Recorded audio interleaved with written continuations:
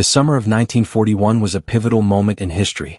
Adolf Hitler, emboldened by his sweeping victories in Europe, turned his gaze eastward.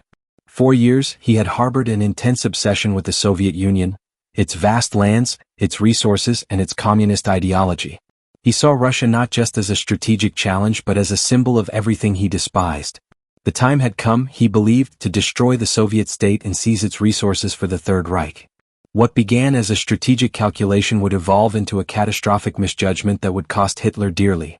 On June 22, 1941, Operation Barbarossa was launched, the largest military invasion in human history. Over 3 million soldiers from Germany and its allies poured into the Soviet Union, striking along a front that stretched from the Baltic Sea to the Black Sea. The Wehrmacht, with its superior tactics and advanced technology, stormed through Soviet defenses at a terrifying pace. Hitler's vision was clear. Within a few months, the Soviet Union would be brought to its knees. Moscow, Leningrad, and the industrial heartland of the East would fall to the Nazi war machine, and the Soviet Union would be no more. The early days of the invasion unfolded like a German war strategist's dream. Soviet forces were caught off guard, and the Wehrmacht advanced at an astonishing rate, capturing thousands of prisoners and vast territories. The German soldiers, initially buoyed by their successes, pushed deeper into Soviet territory, and Moscow appeared to be within reach. German tanks, infantry, and air forces dominated the battlefields, and the Soviet military seemed unprepared for the scale of the assault. The Red Army, in retreat, was thrown into disarray as Nazi forces swept through cities and villages. The Soviet leadership, including Stalin, was thrown into panic. But as the months wore on, cracks began to appear in the German advance. The initial optimism that had propelled Hitler to launch such a daring campaign started to wane. The farther the Germans advanced into Soviet territory, the more difficult their mission became. The vast Russian landscape stretched beyond the limits of even the most well-organized military, and the logistical nightmare of supporting such a large force became apparent. Supply lines grew longer, and the troops found themselves increasingly isolated in a hostile environment. Hitler, however, was determined to push forward. His obsession with Moscow remained undiminished. The first signs of trouble appeared when the Germans, overextended and exhausted, faced a new obstacle: the weather. The Russian winter arrived early and with a vengeance, and the Wehrmacht found itself unprepared for the extreme cold. Hitler had been so confident in a quick victory that he had neglected to ensure his troops were equipped for the harsh conditions they would face. Tanks froze in place, artillery malfunctioned, and soldiers, many of whom were still wearing summer uniforms, succumbed to frostbite and the brutal cold. Despite these setbacks, Hitler remained steadfast in his belief that victory was just around the corner. The Soviets, meanwhile, were far from defeated. Underestimating their resilience, Hitler ignored the capacity of the Soviet Union to mobilize and recover. Soviet factories that had been evacuated from the front lines to the interior of the country produced weapons and supplies at an astonishing rate.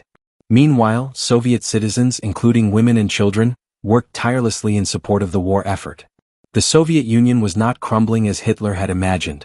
Rather, it was regrouping and preparing for the long battle ahead. By the time the German forces reached the outskirts of Moscow in early December, their advances had slowed dramatically. The fall of the Soviet capital seemed imminent, but the Germans were running out of steam. The brutal conditions of the Russian winter, combined with the stretched supply lines, had begun to erode the once feared Wehrmacht. German soldiers, weary from months of intense fighting and deprivation, were no longer the invincible force that had swept through Europe. Despite mounting evidence that the invasion was faltering, Hitler refused to change course. His obsession with Moscow and his desire to secure a quick victory blinded him to the changing realities of the battlefield. In his mind, the war would be won with the capture of the Soviet capital.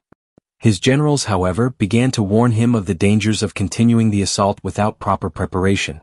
Hitler, dismissing their concerns, insisted that Moscow be taken at all costs. His arrogance and stubbornness would soon prove to be disastrous. The situation grew dire as German forces, unable to advance further, were caught in a stalemate. The Soviet defense was growing stronger by the day. Stalin, having learned from the early setbacks, had managed to rally his forces, and the Soviet winter offensive was about to begin. But Hitler remained convinced that victory was still within his grasp.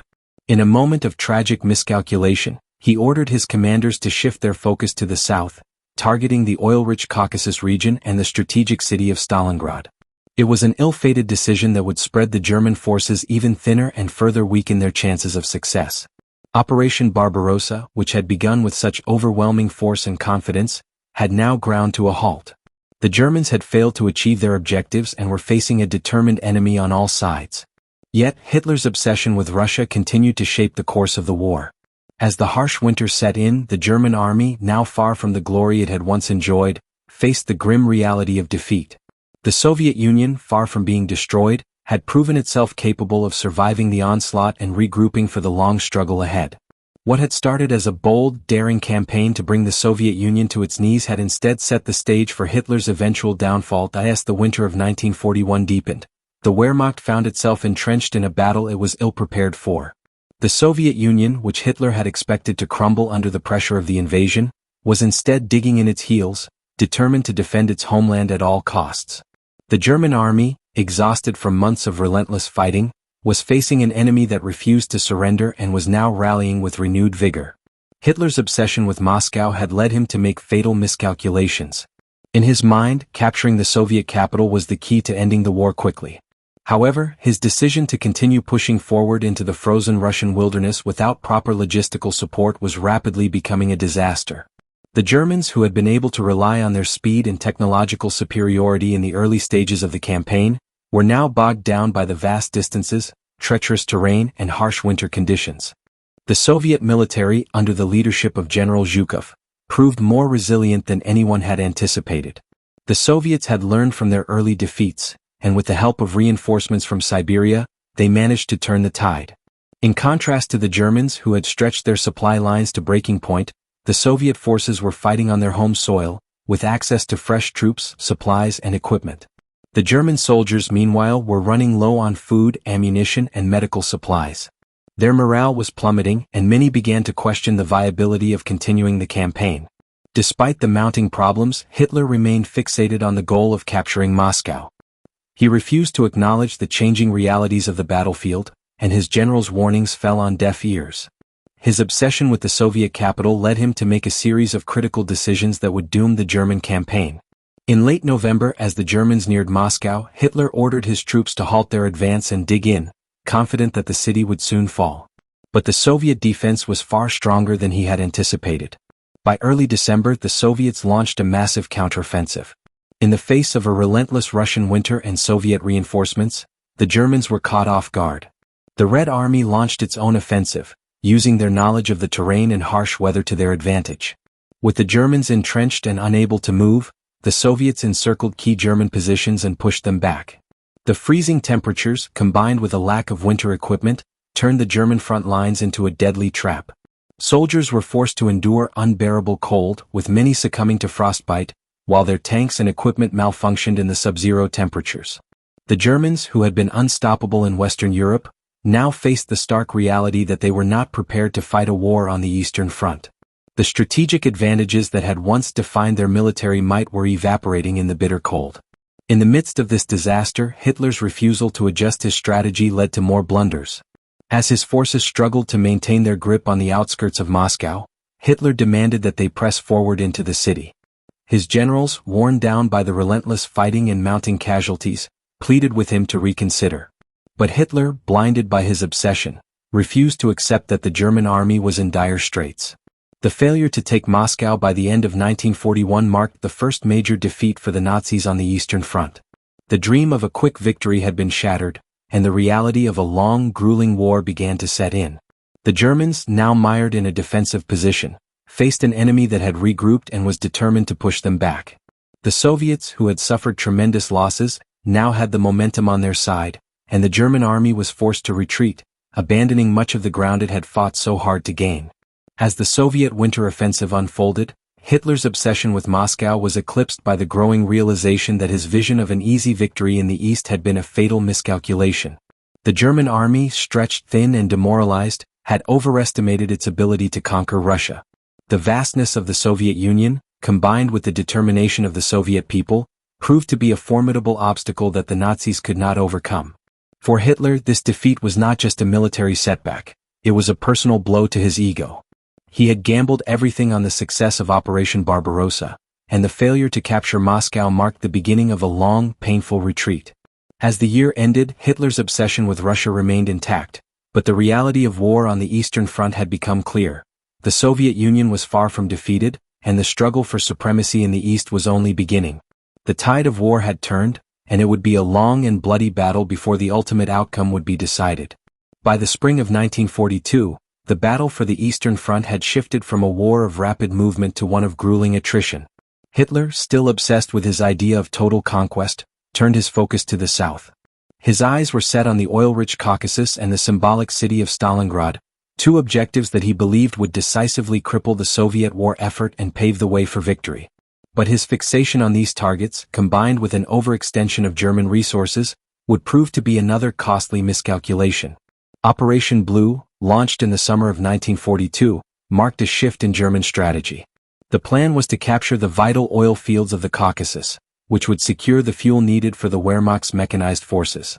Simultaneously, Hitler insisted on taking Stalingrad, a city named after Stalin himself, both for its strategic importance and as a symbolic gesture of defiance against the Soviet leader. The capture of Stalingrad, Hitler believed, would be a crushing blow to Soviet morale, as well as a vital step in securing the southern front. At first, the Germans made significant progress. They advanced toward the southern Soviet territories, pushing through the Don River region and nearing the Caucasus oil fields. The Wehrmacht's mechanized units, including tanks and infantry divisions, moved swiftly across the open plains. The Soviets, still reeling from the losses of the previous year, struggled to mount an effective defense in the face of the relentless German onslaught. However, this success was short-lived. The Germans had underestimated the resilience and determination of the Soviet forces, who were rapidly regrouping and organizing counteroffensives. The farther the Germans pushed into the Soviet Union, the more they were spread thin across an enormous front, leaving gaps in their defenses that the Soviets were quick to exploit. Meanwhile, the battle for Stalingrad began to unfold in a way that Hitler could never have imagined. The city, a major industrial hub on the Volga River, was heavily fortified by the Soviets, who were determined to hold it at all costs.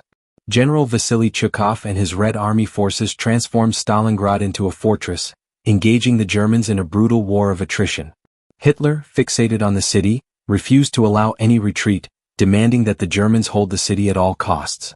The fighting in Stalingrad descended into a nightmarish battle of street-to-street combat. The Luftwaffe, initially used to bombing enemy cities into submission, was now powerless against the dogged Soviet resistance. The Germans found themselves trapped in a brutal urban environment, where the Soviets used the ruins of their own city as cover for ambushes and counterattacks. Tanks that had once roamed the open plains were now bogged down in the narrow, rubble-filled streets. The German army, unprepared for such intense close-quarters combat, began to suffer heavy casualties. As the battle for Stalingrad dragged on, Hitler's obsession with the city only deepened. He insisted that the Germans must hold their positions at all costs, despite the mounting losses and the increasingly untenable situation. His generals, aware of the grave dangers of continuing the fight, urged him to withdraw and regroup. But Hitler refused to consider retreat. He viewed the loss of Stalingrad as an unforgivable failure, and his pride would not allow him to let go of the city. In the winter of 1942, the Soviets launched Operation Uranus, a massive counteroffensive designed to encircle and destroy the German Sixth Army, which was now trapped in Stalingrad. The Soviet forces, who had learned from their earlier mistakes, had bolstered their ranks with fresh troops from Siberia. The Germans, already stretched thin and exhausted from months of fierce fighting, were now facing a two-pronged assault.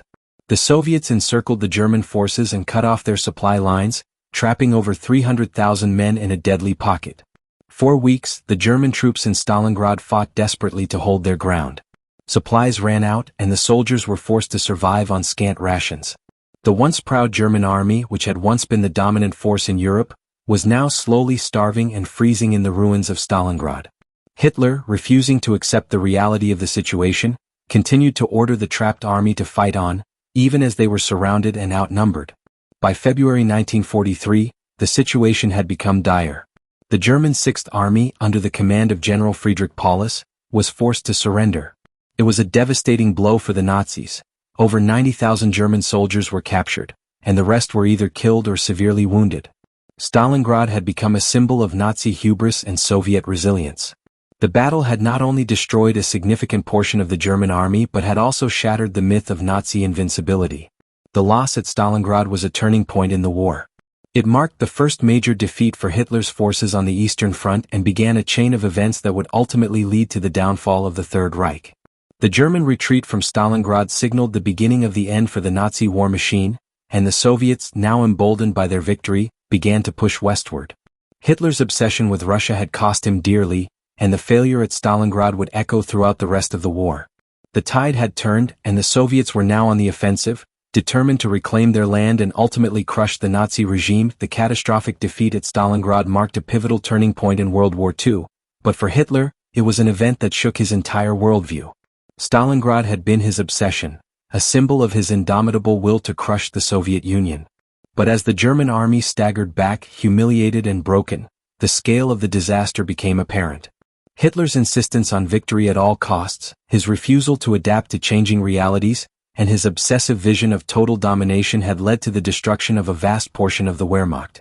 As the Red Army began to push westward, the Wehrmacht's once formidable front lines crumbled under the relentless Soviet pressure. The strategic situation for the Nazis was rapidly deteriorating. For the first time in the war, the Germans were forced to retreat on the Eastern Front, losing not only territory but also much of their fighting capability. The once unstoppable momentum of the Wehrmacht was gone, replaced by a defensive struggle that the Germans were ill-equipped to sustain. Hitler, however, remained defiant, clinging to his delusion that the war could still be won. The failure at Stalingrad was a blow to his ego, but it didn't shake his belief in the righteousness of his mission. He had long been obsessed with the idea of conquering the East, of bringing the Soviet Union to its knees. Even now, as the Nazis were reeling from the defeat, Hitler's fixation on the Soviet Union would dictate every decision he made in the years to come. He believed that if he could just break the Soviet resistance, Germany could still emerge victorious. But the Germans were now fighting a war of attrition that they could not win. The Soviet Union had not only survived Hitler's initial assault but had now gained the initiative. With the destruction of the German Sixth Army at Stalingrad, the Soviets launched a series of devastating counteroffensives that pushed the Germans back, recapturing territory and gaining momentum. Hitler's generals, fully aware of the grave situation, urged him to reconsider his strategy, but the Führer's obsession with the East clouded his judgment. He rejected all offers of a defensive strategy and instead insisted that Germany could still win the war by holding on to as much of the territory it had conquered as possible. The Soviet offensive in 1943 was relentless. Cities fell one after another as the Red Army pushed westward, reclaiming vital ground. German forces were stretched thinner than ever, with no way to halt the tide of Soviet advances. Hitler's attempts to bolster his army with new recruits from across Europe only exacerbated the situation. These soldiers, often untrained and ill-prepared, were sent to the front lines to face the onslaught of Soviet troops, who were now fighting with an overwhelming sense of purpose and national pride. The battle-hardened soldiers of the Red Army, having endured the horrors of the German invasion, were determined to see the Nazis defeated, no matter the cost.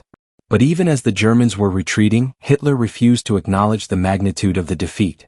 Instead of recalibrating his strategy, he doubled down, insisting on holding the cities and territory at any cost. His generals, increasingly frustrated with his unyielding orders, realized that any further resistance would only result in further destruction of the German army. It was clear that the Nazis were on the defensive, and the Soviets were not about to relent. The situation grew more desperate as the summer of 1944 approached. The Allies, having successfully landed in Normandy and opened a western front, were now pushing toward Germany from the west, forcing Hitler to split his attention between two fronts. The German military, already overextended and in disarray, was facing a two-front war, a nightmare scenario that had been predicted from the beginning of the conflict. By the time the Soviets reached the outskirts of Poland in the summer of 1944, Hitler's dreams of Eastern conquest were in ruins. His obsession with the Soviet Union had led him down a path of destruction, and the consequences of his decisions were becoming clear. The vast territories that Germany had once held were slipping from its grasp, and the German war machine was no longer the feared force it had once been. Hitler's refusal to acknowledge the changing tide of the war sealed Germany's fate. In early 1945, as the Soviets advanced toward Berlin, Hitler remained holed up in his underground bunker, still clinging to his delusional belief that the war could be won. But it was too late. The Red Army, having fought for years to drive out the invaders, was now poised to deliver the final blow to the Third Reich. Berlin, the heart of Nazi power, was under siege. The city was in ruins and the German forces were crumbling. Hitler's obsession with the East, his refusal to adapt, and his failure to recognize the changing dynamics of the war had ultimately led to the collapse of the Nazi regime. On April 30, 1945, as Soviet forces closed in on Berlin, Adolf Hitler committed suicide in his bunker. His obsession with Russia had cost him everything. The dream of a greater German empire, built on the conquest of the Soviet Union, had been shattered. Operation Barbarossa, which had started as a bold gambit to seize the East, had become the undoing of the Nazi regime. The Soviet Union, far from collapsing, had emerged victorious, and the Nazis, once so powerful, were now on the brink of total annihilation. The loss of the war in the East was not just the collapse of a military campaign, it was the collapse of Hitler's entire vision for the future. The Soviet Union, with its sheer size, resilience, and determination, had proven to be an insurmountable obstacle. Hitler's obsession with the conquest of Russia had blinded him to the realities of warfare, and in the end, it was his failure to adapt that sealed his downfall. The Third Reich, built on the dream of a Nazi-dominated Europe, was gone, and the world would never be the same again. The failure of Operation Barbarossa and the eventual downfall of Hitler's regime serve as a grim reminder of the dangers of obsession and overreach. Fueled by his ideological hatred of the Soviet Union and his relentless ambition to conquer the East, Hitler's decisions led to the destruction of one of the most powerful military forces the world had ever seen. What began as a swift, confident assault on the Soviet Union turned into a war of attrition that drained Nazi Germany's resources and morale. Hitler's refusal to adapt, coupled with his blind fixation on Moscow and Stalingrad, cost the lives of millions of soldiers and civilians alike. His obsession with achieving total domination over Russia led him to ignore the vastness of the land, the resilience of the Soviet people, and the strategic realities of a two-front war. In the end, the Soviets, aided by their sheer will and determination, turned the tide and pushed the Nazis back, reclaiming their land and inflicting irreversible damage to the Third Reich. Operation Barbarossa, once viewed as the key to Hitler's victory, ultimately became the catalyst for his defeat. The story of his obsession with Russia is a tale of hubris, miscalculation, and the ultimate cost of underestimating one's enemy.